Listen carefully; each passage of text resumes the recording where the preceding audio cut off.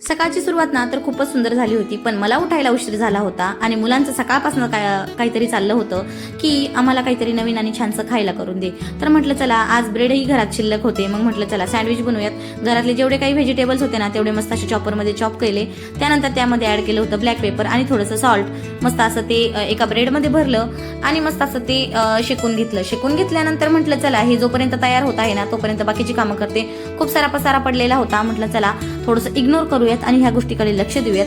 ही गोष्ट सँडविच बनवून झाले ना मी ही मस्त अशी मुलांसोबत सँडविच एन्जॉय करणार होते, कारण मलाही सकाळी सकाळी भूक लागली होती. अहो जेव्हा सकाळी निघून जातात ना तेव्हा ते फक्त चहा घेतात आणि मग काय मी मुलांसोबत मस्त असा नाश्ता केला. संध्याकाळची वेळ झाली, छान असा चहा बनवला आणि मैत्रिणींसोबत गेले छान असं वॉकिंगला गेलो. तिथे दिसली पाणीपुरी, मोह काय आवरला नाही, छान अशी पाणीपुरी खाऊन घेतली आणि मग काय घरी आल्यावर भूक राहिली नव्हती त्यामुळे बनवली मस्त अशी खिचडी. मला ही खिचडी खूप आवडते आणि हा एकदम सोप्यातला सोपा बेत आहे.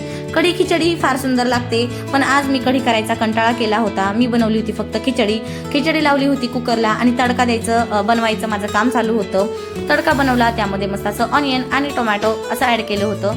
मी काही ही खिचडी खूप अशी तिखट बनवणार नव्हती, ती मला साधी बनवायची होती एकदम फिक्की, आणि त्यासोबत मला खायचा होता पापड. मग काय अद्रक लसूणची पेस्ट टाकली, छान अशी खिचडी रेडी झाली होती. ती खिचडी त्यामध्ये टाकली, त्यावर टाकला तडका आणि हा तडका लावला होता मी शुद्ध देसी घीचा. आणि त्याचबरोबर मस्त असा पापड एन्जॉय केला. लोणचंही खूप छान लागतं यासोबत आणि थंडीचं ना असं हलकं फुलकं कधीमध्ये खायला पाहिजे असं माझं तरी मत आहे. तुमचं याबद्दल काय मत आहे ना कमेंटमध्ये मला नक्कीच सांगा.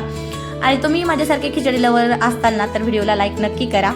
तर असो मी मस्त अशी खिचडी घोटून घेतली आणि मुलांसोबत छान अशी खिचडी एन्जॉय केली. तर असो follow for more. Okay bye.